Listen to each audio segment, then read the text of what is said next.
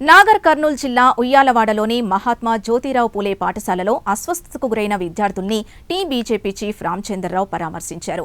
Food poison వల్ల విద్యార్థులకు ఇలా జరగడం బాధాకరమన్నారు. పాఠశాలలో ఉపాధ్యాయులు అప్రమత్తంగా ఉండాలని సూచించారు. విద్యార్థులకు మెనూ ప్రకారం ఆహారం అందేలా చూడాలని సూచించారు. ఎందుకు ఈ నిర్లక్ష్యమా? ప్రభుత్వం ఒక అధికారుల నిర్లక్ష్యమా? ఇక్కడ పనిచేసే వారి సిబ్బంది మీద ఒక కంట్రోల్ లేక వారి నిర్లక్ష్యమా?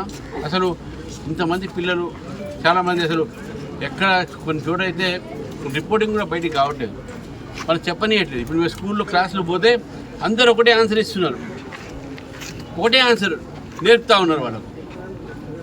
ప్రభుత్వాన్ని డిమాండ్ చేస్తూ ఉన్నాను, వెంటనే మీరు సప్లై చేసేటువంటి పిల్లలకు ఏం బియ్యం ఇస్తున్నారు, ఏం రేషన్ ఇస్తున్నారు, క్వాలిటీ ఏంది, మంచి క్వాలిటీ ఇస్తున్నారు లేదా, దీని మీద వెంటనే మీరు తనకి మీరు ఎంక్వైరీ చేసి మీరు ఆ పబ్లిక్లో ఆ రిపోర్ట్ పెట్టాల్సిన అవసరం ఉన్నది. ఇటువంటి సంఘటనలు మనకు జరగకుండా పిల్లల ఆరోగ్యాలు, పిల్లల జీవితాలు, పిల్లల భవిష్యత్తుని కాపాడాల్సిన బాధ్యత కూడా తెలంగాణ ప్రభుత్వం అని చెప్పేసి కూడా ఈ సందర్భంగా తెలియజేస్తాం. వాడలో ఈ బీసీ హాస్టల్ సందర్శన జరిగింది. నిన్న రాత్రి 10 గంటలకు దాదాపు ఒక 115 మంది అమ్మాయిలు, ఇక్కడ చదువుతున్నటువంటి అమ్మాయిలు హాస్టల్ ఉండేవాళ్ళు, రాత్రి భోజనం చేసిన తర్వాత కడుపు నొప్పితోని వాళ్ళందరినీ కూడా నాగర్ కర్నూల్ హాస్పిటల్లో అడ్మిట్ చేయడం జరిగింది.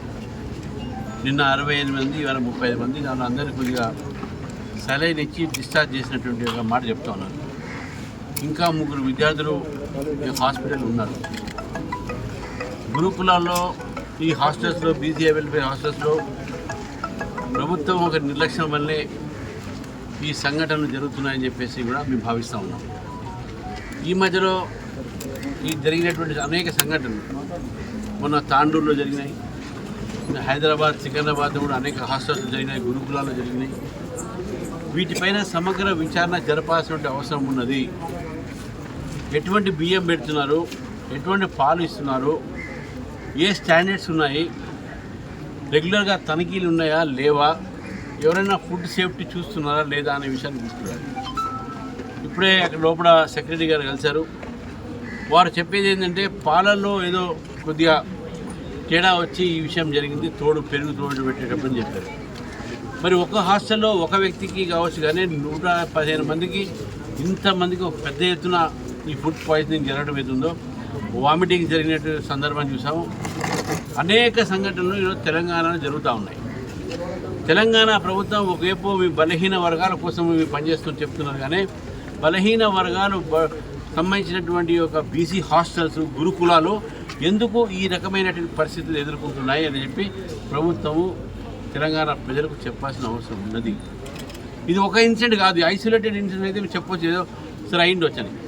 ఈ మధ్య కాలంలో అనేకమైనటువంటి సంఘటనలు మన ముందు వచ్చినాయి.